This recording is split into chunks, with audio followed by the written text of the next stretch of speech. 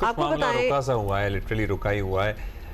امریکہ اور ایران والا معاملہ کہاں ہوا ہے؟ اچھا وہ اتنے معاملے ہم ڈسکس کرتے ہیں، اتنے رکے ہوئے ہیں. ہاں I was thinking what is he talking about. ہم ویسے امریکہ ایران کی بات کر رہے ہیں. امریکہ اور ایران کے درمیان معاملات وہیں کے وہیں ہیں جی، اور بلکہ دونوں ملکوں کے درمیان کشیدگی اور عدم اعتماد میں شاید اضافہ ہی ہو رہا ہے، اور ایسا لگ رہا ہے کہ ایران ابھی تک کسی جلدی میں نہیں ہے، خاص طور پر آبنائے ہرمز کے کھولنے کے معاملے میں. وہ اب تک دیکھو اور انتظار کرو کی پالیسی جو ہوتی ہے نا اسی پہ چل رہے ہیں، اور ایران نے آبنائے ہرمز مکمل طور پر کھولنے کے لیے امریکہ کو 6 شرائط جو ہیں وہ پیش کی ہیں. ایران کی سپریم قومی سلامتی کونسل کی طرف سے پیش کردہ شرائط میں کہا گیا ہے کہ ایران اور اس کے اتحادیوں پر مسلط جنگ اور ناکہ بندیاں ہمیشہ کے لیے ختم کی جائیں. نمبر 1 تو یہی ہو گیا، نقصانات کا ہرجانہ اور ایران کے منجمد اثاثے جو ہیں وہ جاری کیے جائیں، بیسکلی انفریز دیئر ایسٹس، اور ایران کو دھمکایا نہ جائے اور ایرانی قوم کی توہین بھی نہ کی جائے. ایرانی سپاہ پاسداران انقلاب کے ترجمان بریگیڈیئر جنرل نے کہا ہے، مشتبہ نے کہا ہے کہ جب تک دشمن ایران کی ساری شرائط قبول نہیں کرتا آبنائے ہرمز بند ہی رہے گی. ایران آپ کو پتہ ہے ڈٹا ہوا ہے آبنائے ہرمز کے معاملے پہ. دوسری طرف ایران کے وزیر خارجہ عباس اراغچی نے وہی بیان دہرایا ہے جو وہ کئی دن سے کہتے آ رہے ہیں کہ آبنائے ہرمز میں عارضی جہاز رانی کے راستے سے متعلق عمان کے ساتھ معاہدے کے بہت قریب ہیں. کل ایک اہم پیش رفت یہ ہوئی ہے کہ ایران کے نئے رہبر اعلیٰ آیت اللہ مجتبی خامنائی کی ویڈیو منظر عام پر آئی ہے. آپ کو پتا ہے جب سے ان کی والد کی شہادت ہوئی تھی اس کے بعد سے ان کی کوئی ویڈیو اس طرح منظر عام پر نہیں آئی تھی. یہ نہیں اپنی ان کے ویباتس کے بارے میں کسی کو معلوم نہیں تھا، یہاں تک کہ یہ اپنے والد کے جنازے میں بھی شرکت نہیں کر سکے تو تھے. جس ویڈیو کا آپ ذکر کر رہے ہیں وہ بھی ایرانی خبر رساں ایجنسی کی جانب سے ہی جاری کی گئی ہے، سو اوتھینٹک ہے، اور مجتبی خامنائی کو کئی افراد کے ساتھ بیٹھ کر بات چیت کرتے ہوئے دیکھا جا سکتا ہے. We are playing it on our screens right now. ایرانی خبر ایجنسی نے ویڈیو جو ہے اس کی ریکارڈنگ کا مقام، وقت اور تاریخ کے بارے میں کچھ نہیں بتایا. آیت اللہ مجتبی خامنائی جو ہیں وہ ایران امریکہ جنگ شروع ہونے سے اب تک سامنے نہیں آئے تھے. اچھا، امریکی media on this video is commenting کہ یہ ویڈیو پرانی ہے. ہم نے بتایا تھا کہ یہ اپنے والد سابق رہبر اعلیٰ آیت اللہ علی خامنائی کے جنازے میں بھی شریک نہیں ہو سکے تھے. ادھر یمن کی بات کریں تو وہاں کشیدگی بڑھتی دکھائی دے رہی ہے. یمن کی مسلح افواج نے حوثی اکثریتی تنظیم انصار اللہ کے خلاف فوجی کارروائیاں شروع کرنے کا اعلان کیا ہے. یمنی فوج کا کہنا ہے کہ حوثیوں نے یمنی مسلح افواج، فوجی ٹھکانوں اور اسلحہ گوداموں کو نشانہ بنایا ہے. حوثی گروپ کا کہنا ہے کہ یمنی فوج پر اس لیے حملے کیے ہیں کہ وہ حوثیوں کے خلاف سعودی عرب کی منصوبہ بندی کا حصہ ہے، اور اس سے پہلے سعودی شہر جازان میں تیل کمپنی کی ریفائنری میں لگی آگ بجھا دی گئی، یہ اطلاعات بھی آئی تھی. اور ترجمان حوثی گروپ کا کہنا ہے کہ جازان میں ریفائنری پر حملہ یمنی سرزمین پر سعودی ڈرون حملے کے جواب میں کیا گیا تھا، یعنی وہ حملہ حوثیوں کے مطابق حوثیوں نے کیا تھا.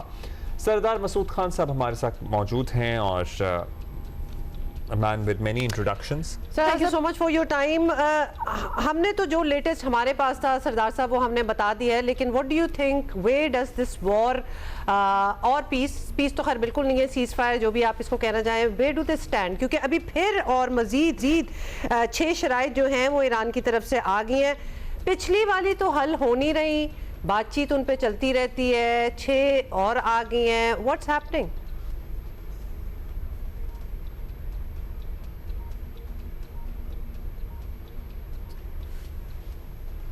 سردار صاحب آپ کا مائک شاید میوٹ ہے، پلیز دیکھیے گا. جی اب آپ کو میری جی وی کین ہیئر یو سر. بہت بہت شکریہ. اور دوسرے میں کہہ رہا تھا کہ آپ نے اچھا تجزیہ کر لیا ہے، یعنی مطلب ہے کہ خبروں کا خلاصہ بھی دیا ہے، لیکن اس کے ساتھ ساتھ آپ نے بتایا کہ کیا الجھنیں بڑھ رہی ہیں، اور یقیناً یہی صورتحال ہے. اس میں یہ ہے کہ امریکہ جو ہے وہ اس نے تابڑتوڑ حملے کیے، مطلب ہے مفاہمتی یادداشت میں جب تعطل آیا، اس کے بعد جو ہے رہبر اعلیٰ آیت اللہ خمینی ان کے فیونرل کے بعد اور اس کے بعد جو ہے بڑی حملوں میں شدت آئی، تو اس کے بعد امریکہ نے یہ فیصلہ کیا دانستہ طور پہ کہ ابھی دوبارہ سے حملوں کا ایک دور شروع نہیں کرنا ہے. ادھر جو ہے ایران میں یہ رجحان تقویت پا گیا ہے کہ آپ ڈٹے رہیں اور اپنی شرائط منوا کے رہیں. تو اس لیے یہ ہے کہ انہوں نے عمان کے ساتھ ایک معاہدہ کیا ہے، اور بار بار خبریں آتی ہیں کہ وہ معاہدے کے اوپر دستخط کرنے کے لیے یا اسے مکمل کرنے کے لیے کوشش کر رہے ہیں اور یہ جو ہے یہ مرحلہ بہت جلد مکمل ہو جائے گا. لیکن ساتھ ساتھ انہوں نے یہ بھی کہا ہے کہ ان کے امریکہ کے ساتھ کوئی مذاکرات نہیں ہو رہے، اور انہوں نے شرائط جن کا آپ نے گنوا دیا ان میں سے کچھ شرائط جو ہے مفاہمتی یادداشت سے متعلق ہے. مثلا جو بحری محاصرہ ہے وہ ختم ہونا چاہیے. یہ کہ جو ان کے اوپر نئی معاشی پابندیاں لگی تھی، ایک ان کا معاہدہ تھا کہ جب تک کہ مذاکرات ہوتے تب تک نئی معاشی پابندیاں نہیں لگیں گی. اور تیسرا یہ تھا کہ ان کو تیل بیچنے کے لیے جو انہوں نے اتفاق کیا تھا کہ ایران تیل بیچ سکتا ہے بین الاقوامی منڈیوں میں اور تمام راستے استعمال کر سکتا ہے بغیر کسی سینکشن کے، وہ انہوں نے ختم کر دی تھی.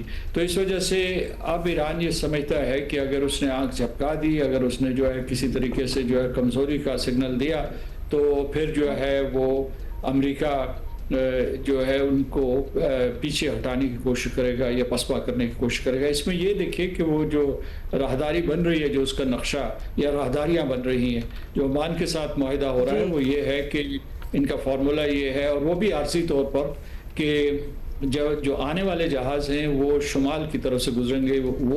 وہ ساحل جو ایران کا ساحل ہے، آبِ ہرمز کی بات کر رہا ہوں، اور جو شمالی راستے سے تمام جہاز داخل ہوں گے، جب وہ باہر جائیں گے تو وہ عمانی راستہ اختیار کریں گے، جو کہ عمان کے ایک جزیرہ نما مسندم کے ساتھ متصل ہے.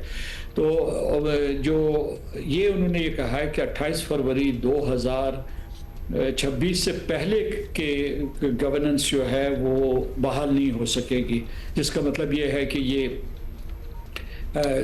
چند میریٹائم سروسز کے لیے، اس کے بعد جو ماحولیات کے لیے کچھ نہ کچھ جو ہے اس کو وہ کہہ رہے ہیں سروس فی چارج کریں گے. تو ابھی یہ ہے کہ صرف یہ ہے کہ اس وقت جو ہے ایک قسم کا تعطل ہے، ایک طرح کے اسٹینڈ آف ہے، لیکن یہ خطرہ نہیں ہے امریکہ کے حالات دیکھتے ہوئے کہ جنگ دوبارہ چھڑے گی، کیونکہ صدر ٹرمپ دباؤ میں ہیں. اگر وہ چاہتے تو اس جنگ کو جاری رکھ سکتے تھے، لیکن چلیے اگر جنگ تو نہیں دوبارہ چھڑے گی، لیکن جنگ نہ چھڑے کے ساتھ ساتھ دنیا کے لیے یہ بھی اہم ہے کہ آبِ ہرمز سے جہازوں کی آمد و رفت معمول کے مطابق شروع ہو جائے. اب عمان کے ساتھ جو عارضی انہوں نے راستہ تیار کیا ہے، جس پہ کئی روز سے کہا جا رہا ہے کہ بس آج یا کل اس کا باضابطہ اعلان ہو جائے گا، آپ کو کیا لگتا ہے اس میں کیا گلچ ہے کہ وہ ہو نہیں پا رہا؟ کیونکہ دنیا تو اس لیے افیکٹ ہوتی ہے کہ آبِ ہرمز سے تیل کی آمد و رفت بند ہے، جس کی وجہ سے پوری دنیا میں ظاہر ہے آپ کو پتہ ہے اکنامک ایشوز ہیں. دیکھیے نقشہ بہت الجھ گیا ہے. وہاں یہ ہے کہ ایک طرف تو آبِ ہرمز کا مسئلہ ہے، دوسرے آپ نے خود کہا کہ کس طریقے سے سعودی عرب اور حوثیوں کے درمیان ہے. پھر جو ہے اس کے علاوہ عراق کے اوپر سعودی عرب نے اور سینٹ کام نے مل کر حملے کیے. تو اس سے یہ ہے کہ کئی محاذ کھل گئے ہیں. مطلب یہ پہلے مصر پہ حملہ نہیں ہوا تھا، یا کیسپین سی میں نہیں حملہ ہوا تھا، یا عراق کے اوپر حملہ نہیں ہوا تھا. تو یہ سارے کے سارے جو ہے، جارڈن جو ہے اس مرتبہ بہت نشانے پہ رہا ہے، جو ایران کی جوابی کارروائی تھی جارڈن ہے، اس کے بعد جو کویت اور بحرین بالخصوص، سعودی عرب بھی. تو اس وجہ سے جنگ پھیل گئی ہے اور اسے روکنے کی کوشش کی جا رہی ہے. تو یہ صرف آبِ ہرمز کا مسئلہ نہیں رہا، کیونکہ جنگ اتنی پھیلی ہوئی ہے، اسے سمیٹنے کے لیے صرف جو ہے یہ کوئی سلور بلٹ نہیں ہے، یہ کوئی جادو کی کنجی نہیں ہے کہ جسے لگائیں گے تو اس کے بعد جو ہے معاملات حل ہو جائیں گے. تاہم یہ ہے کہ اگر یہ مسئلہ حل ہوتا، آپ نے پوچھا کہ رکاوٹ کیا، کوئی رکاوٹ نہیں ہے. انہوں نے کہا کہ تمام معاملات وہ طے کر چکے ہیں، صرف یہ ہے کہ ان کو یعنی میرا خیال ہے کہ تاخیر اس وجہ سے کر رہے ہیں کہ امریکہ کی طرف سے یہ ایک جواب آئے کہ وہ ان کی شرائط ماننے کے لیے تیار ہیں، لہٰذا اسی لیے انہوں نے اپنی شرائط کا اعلان کر دیا ہے. اور خاص طور سے ان کا جو پہلی، دوسری اور تیسری شرط ہوگی، ایک نئی شرط کا اضافہ کیا ہے. پہلی یہ کہ بحری محاصرہ ہٹا جائے، دوسرا یہ کہ ان کے اوپر جو بھی معاشی پابندیاں ہیں اس دوران، مذاکرات کے دوران ختم کی جائیں. تیسرا یہ کہ وہ جو انہوں تیل بیچنے کی اجازت دے دی جائے. ابھی انہوں نے ایک نئی شرط کا اعلان کیا ہے کہ ان کے اوپر جو بھی نقصانات ہوئے ہیں امریکہ ان کے لیے تاوان دے، ان کا نقصان بھرے. اور پھر جو ہے اس کے جیسا کہ آپ نے ذکر کیا تھا، وہ یہ بھی کہہ رہے ہیں کہ جو ان کے جو اس کے اثاثے، منجمد اثاثے ہیں، ان کو واگزار کیا. تو یہ تمام رکاوٹیں ہیں آبِ ہرمز کے کھلنے میں. مطلب میرا جہاں تک خیال ہے کہ امریکہ نے بارہا کہا ہے کہ وہ عمان کا کوئی راستہ جو ہے وہ تو اس کے لیے تیار ہیں، لیکن جو ایرانی اجارہ داری ہے اس کے لیے تیار نہیں ہے۔ سردار صاحب، اس سارے تناظر میں ابھی جو ریسنٹ مکہ جوائنٹ ڈیفنس اگریمنٹ سائن کیا ہے پاکستان، سعودی عرب اور ترکیہ نے، جس کی بہت بات بھی ہو رہی ہے، اور باقی بھی لائک مائنڈڈ مسلمان ملک جو ہیں ان کو انوائٹ کیا جا رہا ہے to be a part of this packet. ایک جگہ یہ وار، ایک سٹیل میٹ وار سچویشن بنی ہوئی ہے یو ایس ایران کی، دوسری جگہ ایک بہت نیٹو سٹائل آف پیکٹ جو ہے اس کو سائن کیا جا رہا ہے۔ How do you relate the two and the timing؟ NATO بہت بڑا ہے، اس کا کوئی ایک مطلب ہے کہ نظریاتی بنیاد بھی ہے۔ میرا خیال ہے کہ یہ جو معاہدہ ہوا ہے یہ پاکستان کے لیے باعث فخر ہے۔ پاکستان سعودی عرب کا پہلے ہی معاہدہ تھا، ترکی کو شامل کیا، قیاس آرائی کی جا رہی تھی کہ اس جنگ کے بعد خلیجی ریاستوں اور ایران اور اس کے بعد جو پورے خطے میں ایک نیا سیکیورٹی اینڈ اکنامک آرکیٹیکچر بنے گا، لیکن یہ دوران جنگ ہی یہ آرکیٹیکچر وجود میں آ گیا، کم از کم اس کا ایک حصہ وجود میں آ گیا ہے۔ اور اس کا یہ مطلب یہ ہے کہ اس سے یہ واضح ہوا ہے کہ سعودی عرب کو یہ احساس ہوا ہے، اور بالخصوص ترکیہ کو، کہ جو باہر کے ممالک ہیں، جو ایکسٹرا ریجنل پاورز ہیں، ان کے اوپر مکمل طور پر انحصار نہیں کیا جا سکتا آپ اپنی سلامتی کے لیے۔ تو آپ کو اپنے ارد گرد دیکھنا ہوگا، نیبرہڈ میں دیکھنا ہوگا، اور پاکستان، سعودی عرب اور ترکیہ کے آپ کو پہلے سے پتہ ہے کہ بہت قریبی دفاعی تعلقات ہیں، معاشی تعلقات بھی ہیں، ٹیکنالوجی کے تعلقات بھی ہیں، ڈیفنس پروڈکشن کے بھی ہیں۔ تو ان تمام تعلقات کو منضبط کیا گیا ہے اور ایک اسے جو ہے ایک معاہدے میں ڈھالا گیا ہے۔ تو اس سے یہ ہے کہ اور دوسرے ممالک، جیسا کہ آپ کہہ رہی تھی کہ دوسرے ممالک بھی اس میں شامل ہونا چاہتے ہیں، خاص طور سے جو ہے مصر کا ذکر ہوتا ہے، قطر کا ذکر ہوتا ہے۔ میں تو سمجھتا ہوں کہ اسے اس خطے سے باہر نکل کے جو ہے ملیشیا، انڈونیشیا کو بھی شامل کرنا چاہیے۔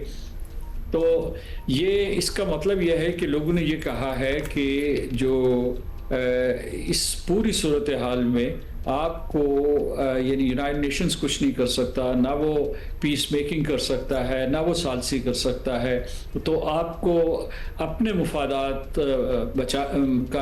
کی حفاظت کرنے کے لیے اور دوسروں کے ایگریشن سے، جارحیت سے بچانے کے لیے اس قسم کے دفاعی معاہدے کرنے ہوں گے۔